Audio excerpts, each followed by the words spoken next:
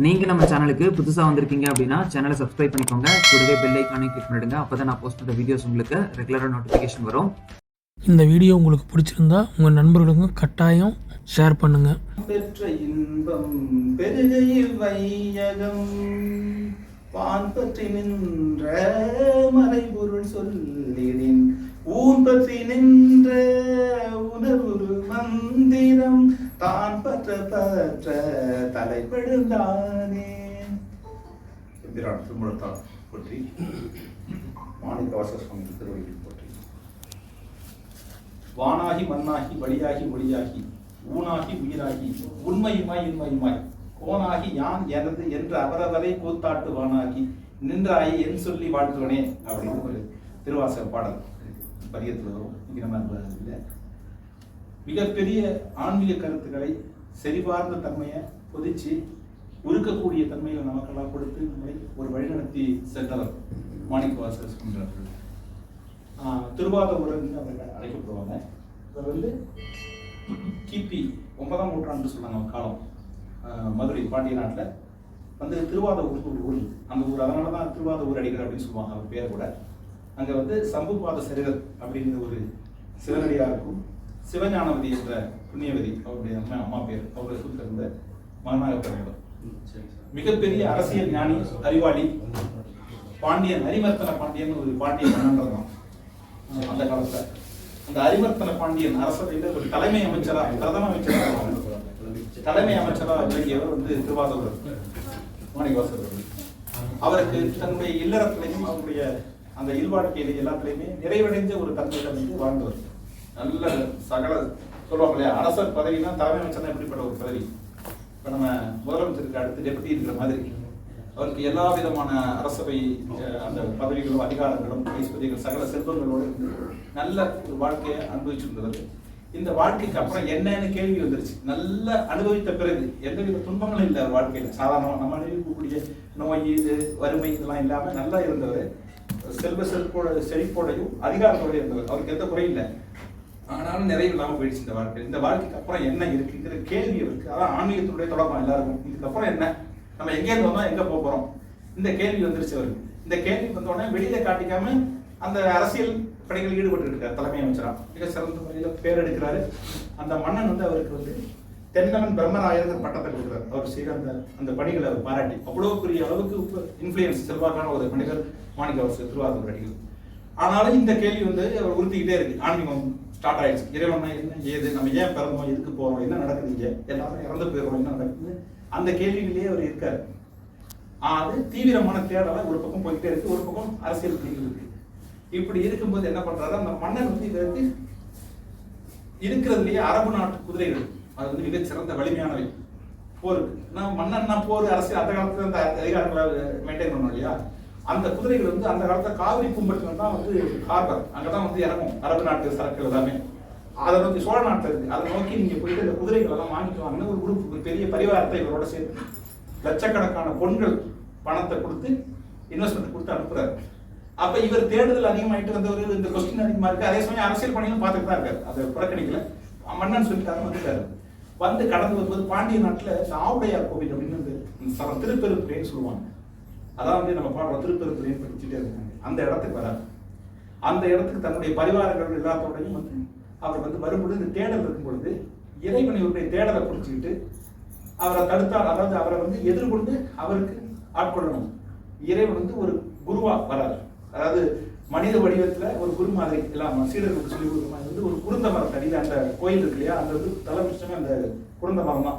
அங்க வந்து இறைவன் உட்கார்றாரு இவர் கண்ணில் படுற மாதிரி. இவர் வரவர் விட்டு அங்க ஒரு பெரியவர் வந்து எல்லாம் ஒரு 10-15 சிஷியர்களுக்கு பாடம் எடுத்துக்கிட்டு இருக்காரு. இந்த மாதிரி ஞான பாடம் வந்து மெதுவா போய் என்னன்னு போய் கேட்க வரும்போது நேரடியாக கூட கேட்கலையா, கொஞ்சம் கிட்ட தயக்கப்பட்டு தான் போற வழியில அப்படி கேட்கறது. அவருக்கு வந்து அது மிகப்பெரிய ஒரு ஞானத்தை வந்து அது கொடுக்குது, ஈர்ப்பு அந்த குரு மேலன்னா. அவர் சாதாரண மனிதர் இல்லை, எல்லாமே செலஸ்டியல் பீயிங், இறைவனே வந்து. அப்படி இருக்கும்போது அவர் வந்து ரொம்பவும் அதுல அட்ராக்ட் ஆகிடுறாரு அந்த இறைவன். இதுக்கு மேல இன்னும் தீவிரமா இந்த பாடங்களை மேலையும் கேட்கணுமே, நம்ம போற வழியில கேட்கணும் என்ன பண்றது. அப்ப சரணடைமன் பார்க்கும்போது தங்கி அடுத்த நாள் பார்க்கும்போது அந்த அவங்க யாருமே இல்லை, எல்லாம் போயிட்டாங்க. கூப்பிடுறாரு இறைவன். இவர் ஏதோ ஒரு தடுப்புல போகல, அதனால அவர் கிளம்பிடுறாரு. போயிட்டு கதறாரு, ஐயோ முழுமையான படிக்கலையே செய்யல எப்படி அப்படின்னு. அவருடைய கனவுல வந்து இந்த இடத்துக்கு வந்தது உன்னை வந்து இந்த பர்பஸுக்கு இந்த கோயிலை கட்டணும் அப்படின்ட்டு அந்த இந்த இடத்துல நீ கோயிலை உன்கிட்ட இருக்கு, அரசன் கொடுத்த செல்வங்கள்லாம் இருக்கும், அதனால நீ கோயிலை கட்டு அப்படின்னு இறைவனே கொடுக்குறாரு கட்டளை. எங்க திருப்பரங்குன்றில அரசன் கொடுத்த செல்வம் யோசிக்கவே இல்லை, அப்படியா இதை விட பெரிய பேர் இல்லை. ஆனா இவர் போய் ரொம்ப நாள் ஆச்சு, அரசன் இவர்டா போயிட்டு இவர் போய் குதிரைகளை வாங்கிட்டு வரணும்னா அவர் இந்த கரஸ்பாண்டன்ஸ் அங்கே போய் சேரவே இல்லைன்னு ஒரு தகவல் வருது. காவிரி பட்டதுக்கே போகல, இவர் இடையிலேயே இங்கேயே தங்கிட்டார்ல, ஏன்னு வரலன்ட்டு ஒரு ஓலையை விட்டு அனுப்புறாரு அரசன். இவன் ஒற்றர் மூலமா எங்க இருக்காரு, என்ன ஆச்சு, இவ்வளவு பணம் கொடுத்துருக்கோமே வாங்க சொல்லி ஏன் வரல, பணத்தை விட்டு ஓடினா, அந்த மாதிரி அவர் சமயம் வந்துருது. அரசன் அவ்வளவு பட்டம் கொடுத்து வச்சிருந்தாலும் வந்துருது. இவர் எங்க போறாருன்னா, ஆனா இவர் இங்க இருக்காரு. இவர் என்ன பண்றாரு, அந்த பணத்தை எல்லாத்தையும் பயன்படுத்தி நான் பணத்தை கட்டுற எனக்கு ஆட்கள் யாரு இந்த போயிருந்தீங்கன்னா இறைவன் சிவகணங்களையே இறக்குற மாதிரி சொல்றாங்க, அது பூதகணங்கள் சொல்லுவாங்க.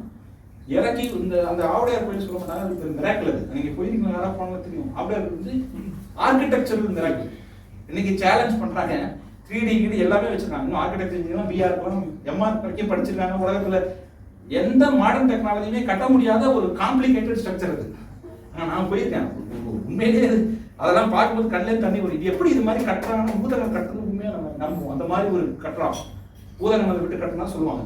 உண்மையிலேயே பூதகணம் கட்டின மாதிரி தான் நான் நினைக்கிறேன். அதை பார்த்தா மனுஷன் கட்டின மாதிரி எல்லாம் கட்ட முடியலன்னு எழுதி கையில் போடுறாங்க. சபதிகள்லாம் இருக்கும்போது ஆவுடையார் போய் நீங்களாக எழுதுவாங்க. எங்களாக இன்னமும் அந்த கோவில சங்கிலி ஒண்ணு மட்டும் இல்ல, அந்த மொத்த பொருள் ரொம்ப நுணுக்கமான வேலை.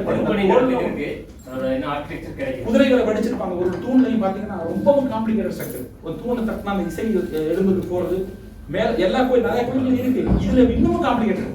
நம்ம சொன்ன ஏலியன் பட்சிகள் சொல்லுவோம் இல்லையா, இந்த உலகத்தை சேராத பறவைகள் விலங்குகள் அதெல்லாம் வடிவமைச்சு வச்சிருக்காங்க. அந்த விலங்குகள்லாம் இங்கே நம்ம பார்க்கல, அதெல்லாம் எங்கேயாவது சொற்கொலவத்தை இங்கே இருந்தால் அண்டண்ட பட்சின்னு ஒன்று இருக்கும். அந்த பட்சிலாம் நமக்கு தெரியாது. அது வந்து நம்ம அந்த டிராகன் மாதிரி சொல்லுவோம். டிராகன் மாதிரி, டிராகன் இல்லை, அந்த மாதிரி இந்த உலகத்துக்கு சேராத விலங்குகள் பறவைகள் அந்த கல்லில் செதுக்கி வச்சிருக்காங்க. அது எப்படின்னு தெரியாத அளவுக்கு அந்த கோயில் வந்து மிரட்டல்.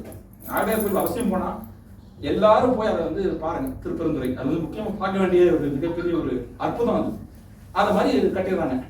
எல்லா காசும் இதுக்கு சரியா போயிடுது. காசை மட்டும் அது பண்ணிடுறாரு இறைவன். அது சால்வ் பண்ண அது ஒரு திருவிளையாடல் தானே, மாட்ட வைக்கணும்ட்டு.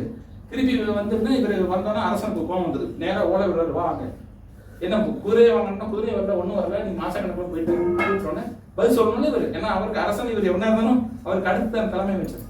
இவர் தெற்கற்கன்னு சொன்ன இது முடிக்கல. இவர் சொன்னது கட்டதான் சொல்லல, உண்மையை சொல்லலை. இதுக்கு வரும், நிச்சயமா வரும். இறைவன் என்ன சொல்றாரு, நிச்சயமா அந்த குதிரையெல்லாம் வரும்னு சொல்லி வை அப்படின்னு கனவுலேயே சொல்லி சொல்றாரு. இறைவன் சொன்னா அவர் மீற மாட்டார், சொல்றாரு நிச்சயமா குதிரைகள்லாம் வரும். எப்ப குதிரைலாம் வரும் உடனே நம்பிக்கையில் அரசன் உள்ள ஜெயில பிடிச்சு போட்டுருவாரு. உடனே இவர் சொன்ன மாதிரி அந்த தேதியில கரெக்டா குதிரைகள்லாம் வருது, அரபு குதிரைலாம். இறைவனே அந்த குதிரைக்கு அந்த லாயத்துக்கு சொந்தக்கார தலைவர் மாதிரியும் அவர் ஆட்களை வச்சு அந்த குதிரை மேய்ப்பர்கள் மாதிரி ஒரு குரூப்பை வச்சு குதிரைகள்லாம் ஃபுல்லா வருது. குதிரைகள் இல்லை, அவர் உருவாக்கி வச்சிருக்காரு குதிரை போல. அந்த மாதிரி குதிரை உலகத்திலே கிடையாது. அப்படின்னு தான் எல்லாம் சொன்ன குதிரை விட இன்னைக்கு இவ்வளவு ஆரோக்கியமான இப்படிப்பட்ட குதிரைகளை பார்த்ததே இல்லை. உலகத்திலே இல்லாத குதிரைகளா வந்துட்டு இருக்கு மதுரைக்கு உள்ள. எல்லாம் திருவாரூர் வாங்கின குதிரை சொல்லிட்டு வந்தோன்னே அரசனுக்கு ஒண்ணு ஒரு கதறாரு, ஐயோ தெரியாம சந்தேகப்பட்ட இந்த மாதிரி குதிரை எங்கேயுமே கிடைக்காது எப்படின்ட்டு சொன்னிட்டு எல்லாம் இது பண்றாங்க. இந்த குதிரையெல்லாம் அந்த லாயத்துல கட்டுறாங்க, குதிரை லாயத்துல. அந்த குதிரைக்கு பேர் பரின்னு சொல்லுவாங்க தமிழ்ல. குதிரை அது நைட்டோட நைட்டா என்ன ஆகுதுன்னா, அவர் திருவிழா எங்கேயோ நரிகளை தான் பரிகளை கன்வெர்ட் பண்ணி கொடுத்துருக்காரு. அதெல்லாம் நைட்டோட நைட்டா நிறைய மாறி ஊழையிடுது. பரிகள்லாம் நரிகளா மாறி ஊழையிட ஆரம்பிக்குது லாயத்துல. குதிரை லாயத்துல இருந்தா நரி ஊழ சத்தம் கேட்குதுன்ட்டு அரசனுக்கு ஒன்றும் புரியல. கடைசியில் பார்த்தா நரி எல்லாமே அடுத்த நாள் காலையில் குறை நிறைய அது கூச்சலிட்டு போனோன்னா அவனுக்கு கடுமையான கோபம். இந்த மாயதந்திர வேலையை பார்த்து இவர் திருவாரூர் நம்மளை ஏமாத்திட்டாரு, மொத்த பைசாமே இது பண்ணி பிடிச்சி இன்னும் கோபம் கடுமையாகி அவர் தண்டிக்க ஆரம்பிக்கிறார். உடனே பிடிச்சி உள்ள ஜெயிலில் போட்டு கடுங்காவல் சித்திரவதையை பண்ணோன்னே இதை பொறுக்காம வைகையில் வெள்ளப்பெருக்கை ஏற்படுத்துறாங்க. வெள்ளப்பெருக்கு ஏற்றி வைகை ஃபுல்லாக வரும் பொழுது அந்த வைகை ஆற்றுல வெள்ளத்தை அடைக்க முடியல. அவ்வளோ என்ன கட்டுக்கடங்காத வெள்ளம், இறைவன் உருவாக்குற வெள்ளம் இல்லை. நம்ம மாதிரி இருந்தால் அடைச்சிடலாம். அடைக்காம இருந்தால் வீட்டுக்கு ஒருத்தர் வந்து உடனே ஆர்டர் போடுறான், என்ன ஏதுன்னு பார்க்கல. ஆள் பத்தலை அடைக்கிறதுக்கு. அந்த காலத்தில் வீட்டுக்கு ஒருத்தர் நீ கொடுக்கணும் அடைக்கிறதுக்கு எதை வைகை ஆற்று வெள்ளத்தை. அப்படிங்கும்போது இந்த வந்தின்னு ஒரு புட்டு வைக்கிற கிளவி ஒன்று இருக்காங்க. அவங்க பெரிய சிவபக்தி, ஆனாலும் ஏழை எளிய கிளவி. அது என்ன பண்ணும், அது 80-75 வயசுல போய் அடைக்க முடியுமா? வீட்டுக்கு ஒருத்தன் கம்பல்சரி கட்டாயம் வரணுங்கிறாரு. வராங்க, அது கதறி அழுது போய் இறைவன்ட்ட இந்த மாதிரி வர சொன்னாங்க. உண்மையெல்லாம் புட்டு வச்சு பிட்டு வைக்குது. இவர் என்ன பண்ணாரு, இறைவன் வந்து அந்த பிட்டுக்கு மண் சுமந்த படம்னு திருவிழாடல. இவர் ஒரு நல்ல வாலிபனா 25 வயசு கட்டுமஸ்தான வாலிபனா இறைவன் பண்ணாரு. ஆள் பார்த்தா இப்போ ஜிம்முக்கு போன மாதிரி ஜம்முன்னு இருக்காரு. 25 வயசு தான் இருக்கேன். வந்துட்டு பாட்டி அங்கேருந்து வராரு. இந்த பிட்டு பாட்டிட்டு வந்து அது அழுதுட்டு இருக்கு. பார்த்து ஏன் அழுகுற பாட்டின்னு ஒன்று கட்டணும். இல்லை இந்த மாதிரி அடைக்க சொல்லி வீட்டுக்கு கொடுத்தாங்க. அப்படியா, நான் உனக்கு சார்பா நான் அடைச்சு தரேன். உன்னுடைய இதுக்கு எனக்கு அதுக்கு கூலியா பிட்டு கொடு, திங்கிறதுக்கு பிட்டு எனக்கு கொடு அப்படின்னு சொல்லிட்டு கேட்குறேன். உனக்கு அப்படியா தம்பி, சந்தோஷம் தம்பி, என் புள்ள மாதிரி வந்த நீ, உனக்கு நான் தரேன் புட்டெல்லாம் வச்சு கொடுத்தா நல்லா புட்டெல்லாம் பயிர் நிறைய தின்னுட்டு அது செதற அடிச்சுட்டு இவர் போய் இவர் பிட்டு அடைக்கிற ஐடியாவில் வரல. இது வம்பெடுக்கிறதுக்கு தான் வந்துருக்காரு. அங்கே போய் ஆளு நல்லா நல்ல இளைஞனா எந்த வித வியாதியும் இல்லாமல் இருக்கிற ஒருத்தன் தூங்குனா அப்படி இருக்கும். அந்த புட்டு அந்த அடைக்கிற இடத்துல எல்லாம் அடைச்சிட்டு இருக்கான். இந்த ஆள் போய் கூத்தாடுக்கிறாரு. வேறு கூத்தாடு தானே, தெருக்கூத்தன் டான்ஸ் எல்லாம் ஆடிட்டு மணலில் கலக்கி விட்டுட்டு இருக்கிற அடைக்கிறவனையும் செதுக்கி விட்டுட்டு அங்கே போய் படுக்கிறது தூங்குறது இந்த மாதிரி வேலையை பண்ணிட்டு இருக்காரு. இதை கவனிச்சுக்கிட்டே இருக்காங்களே. மேற்பார்வை பார்க்குற அந்த வீரர்கள்லாம் பார்த்துட்டு இங்கே ஒருத்தன் அந்த மாதிரி சோம்பேறி போய் ரொம்ப ரொம்ப இளமையா இருக்கான், இந்த மாதிரி அடைக்காம இந்த மாதிரி காமெடி பண்றான் அப்படின்னு சொல்லிட்டு அரசன்ட்ட போய் போட்டு கொடுத்துறாங்க. ஏன்னா அவரு அடைச்சாவன்ட்டு எல்லாரும் வேலை பார்த்துட்டு போய் இது மாதிரி பண்ண அப்படி ஒரு நல்ல இளமையில உள்ளவன் நேரம் அங்கேருந்து வர்றான். வந்து சத்தம் போடுறான் மாதிரியா எங்கிட்ட கூப்பிடுறாரு. ஒரு தூரத்துல இருந்து வரமாட்டேங்கிறான் அவன். உடனே அரசனுக்கு செம கோவம். நான் சொன்ன வரலன்னு ஒரு பெரம்பெடுத்து இவனுக்குலாம் பெரம்படி தான் சார் அரைக்கு வந்துட்டு போட்டு நேரா பொழையர்னு பின்னாடி இறைவனுக்கு அடி உரம்பு ஒரு அடி அடிச்சோன்னே இவர் அடிக்க விடுகிற அடி உலகத்துல ஒருத்தருக்கு விடுது, எல்லாருக்கும் விழுந்து அரசனுக்கு விழுது. அந்த அடி அடிக்கிற அடி அதே பவர்ல விழுது. கீழே யாரு எல்லாருக்கும் முதல்ல அடி, இவருக்கு அடி. அரசனுக்கு ஒன்றும் புரியல. எடான்னு ஐயோ என்னது எல்லாருக்கும் ஏன்னா ஒரு மாயத்தளமா இல்லை அவங்க எல்லாமே. இப்போ அரசனுக்கு பயம் வந்துட்டு இது மாதிரி. அப்போ கேட்டோன்னே வேண்டாம் மடப்பையில அப்போ சொன்னோன்னே இறைவன் வந்து அவர் சிரிச்சுக்கிட்டு அப்போதான் ஒரிஜினல் காட்டுறாரு. நான் வந்து வந்தது வந்து நானே வந்திருக்கேன், உனக்கு தேடி வந்தேன். நீ உனக்கு மூளை இருக்கா, என்ன அரசியல் நீ பண்ணிட்டு இருக்க, வீட்டுல யாரா இருக்கா, யாராருக்கு வலிமை இருக்குன்னு தெரியாம எல்லார் வீட்டுல இருந்து ஒரு ஆளை கொண்டு அடைக்கிறதுக்கு கூடிய இதான் உன் அரசியல் ஆட்சி திறமாது. பைத்தியக்கார ஆட்சியை பண்ற நீ, உனக்கு காமிக்கிறது தான் வந்தேன். அதே மாதிரி நீ அடைச்சி வச்சிருக்க திருவாரூர் அடிகள், அவர் வந்து எவ்வளவு பெரிய ஆளு தெரியுமா, அவருடைய அருளுக்காக அவர்கள் அருள் செய்யணும் நானே நேரடியாக வந்தேன். என்னுடைய சிவகணங்களை தூக்கி என்னுடைய சீடர்களை உருமாற்றி வந்து நான் குருந்த மரத்துல அவருக்கு திருவடி தீட்சை கொடுத்து அவருக்கு பண்ணிருக்கேன். அவர் அருமை தெரியாம இப்படி பண்ணி வச்சிருக்கேன் அப்படின்னு சொன்னா அவர் கதறிக்கிட்டு ஐயோ இறைவனே வந்த பிறகு என்ன அறிவன் தப்பாண்ட ஓடுறான். சிறைக்கு போய் அவர் ரிலீஸ் பண்ணி ஐயா நம்ம காலில் விழுந்து நீ இவ்வளவு பெரிய எனக்கு இறைவனா அவங்க எல்லாருக்கும் பண்ண முடியுமா அருள், இந்த மாதிரி நான் வந்து உங்களுக்கு நான் அடிமை இல்லை, பாண்டிய நாடே உங்களுக்கு அடிமை. அவர் அதெல்லாம் வேணாலும் பட்டு நான் இனிமேல் துறவியா போய் மேல நான் இறைவன் தேடணும் என்ன விட்டு பாண்டியன்னு சொல்லிட்டு விடப்பட்டு அவர் மன்னிச்சுட்டு வந்துடுறாரு. வந்து திருப்பி எல்லா இடத்துக்கும் தலங்களுக்கும் போறாரு. திருப்பி வழியாக போய் தில்லை சிதம்பரத்துக்கு போறாரு. சிதம்பரத்துக்கு போய் இருக்கும் பொழுதுதான் இறைவன் வந்து திருவாசகம் பாட சொல்லி உத்தரவு பண்றாரு. திருவாசகம் பாட சொன்னா அதை எழுதுறதுக்கான தரம் வாய்ந்த இதற்கு நான் எங்க போவேன் அப்படின்னு இவர் வந்து வியக்கிறாரு.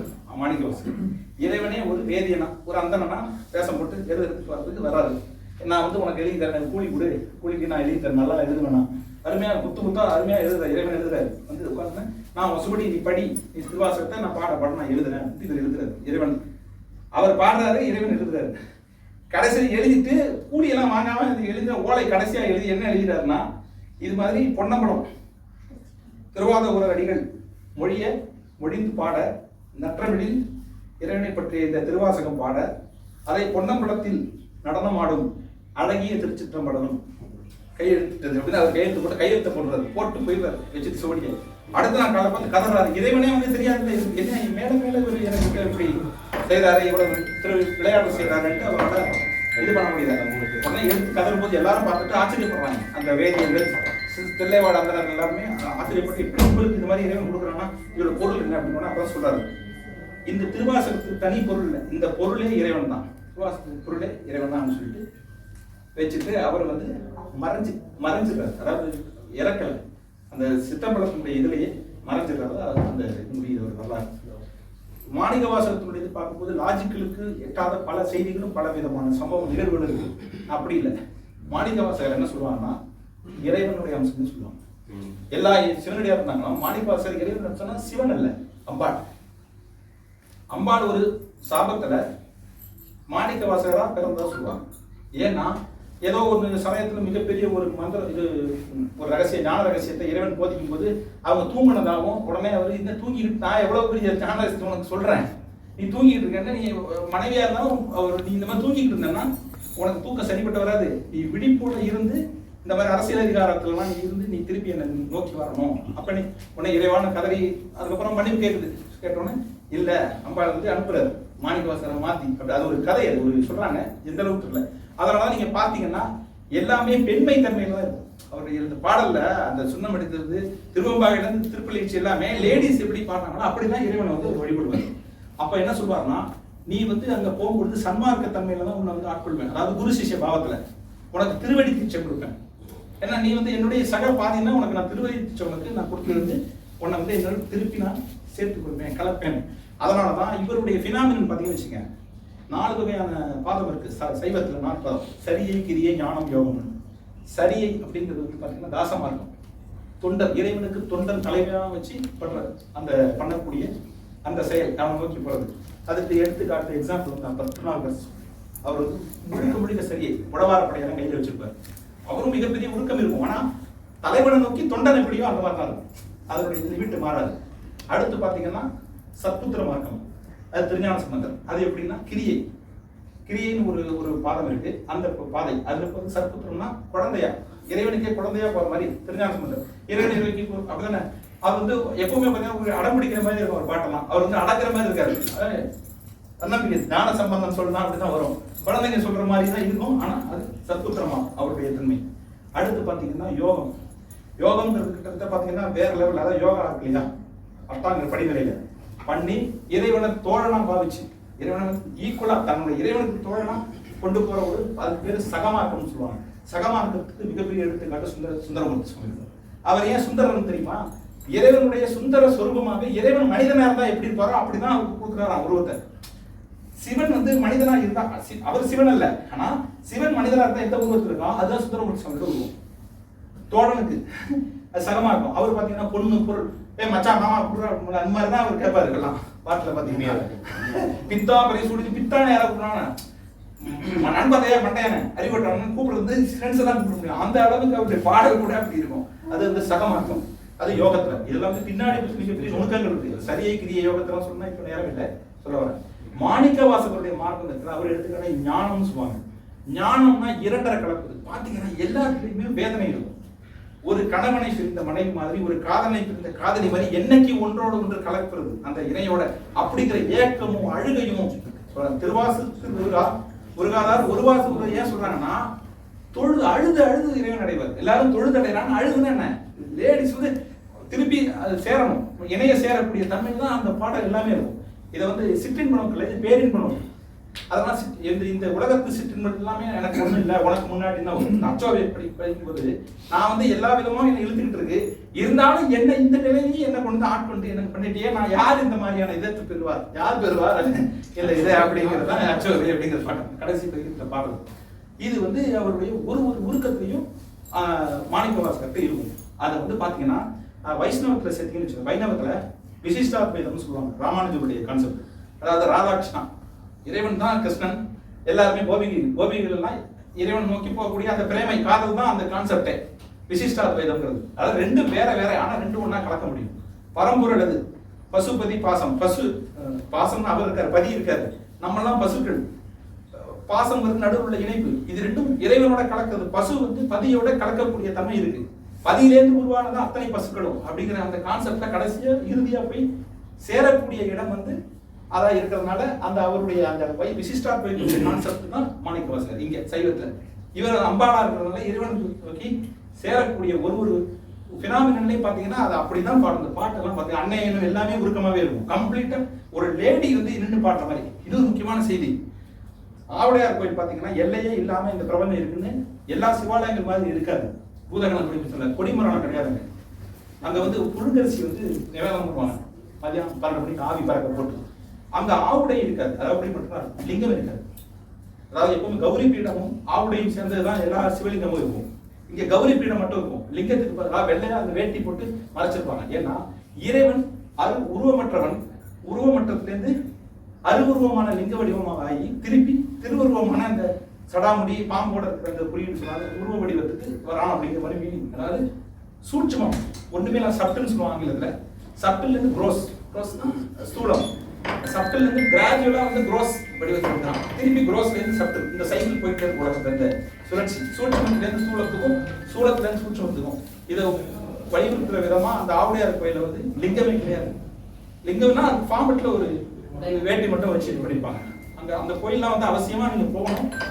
குறிப்பா பெண்களுடைய ஆன்மீக முன்னேற்றத்துலாம் ஆவுடையார் வைப்ரேஷன், ஏன்னா ஃபுல்லாவே பெண்ணாவே வந்து பாடினது தானே, அவரே பெண்ணாகி பாடினால அப்படி அவருக்கு மட்டும்தான் உற்சவர் ஊர்வலம் உண்டு.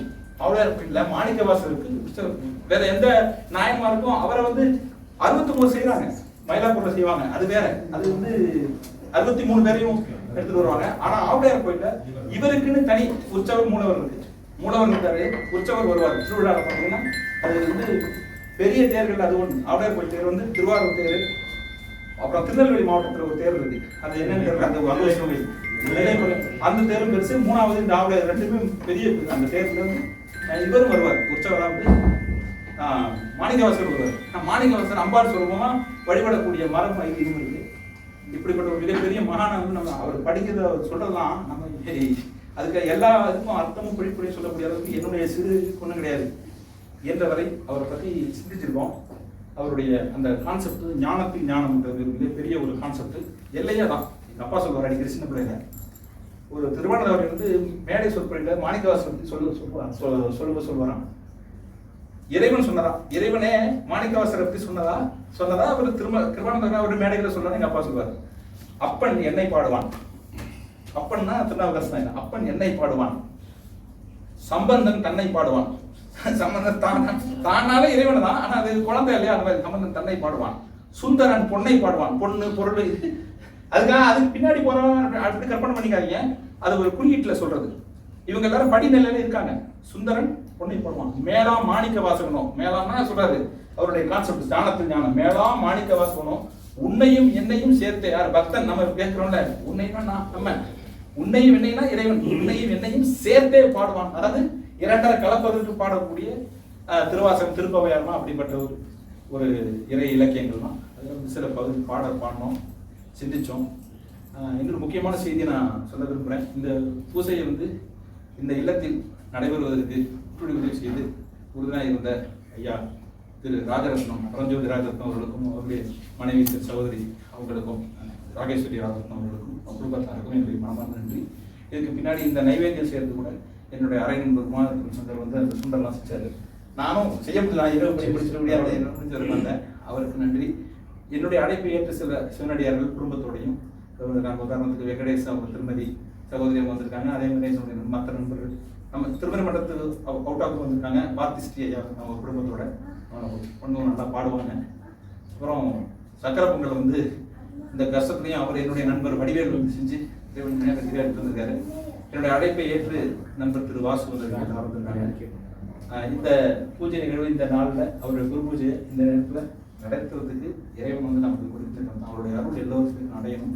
இப்போ உலகத்தில் சமாதானம் இல்லாமல் ஒரு பெரிய டிஸ்டர்ப்டாக போயிட்டு இருக்கு. இந்த சண்டை மென்மேலும் வலுக்காம நின்றதாக சொல்கிறாங்க, நீங்க அப்படியே காணாமல் போயிடும். உலக சமாதானத்தில் ஒரு கணம் எல்லோருமே இறைவன் பிரார்த்தனை செய்வோம். நன்றி, மகிழ்ச்சி.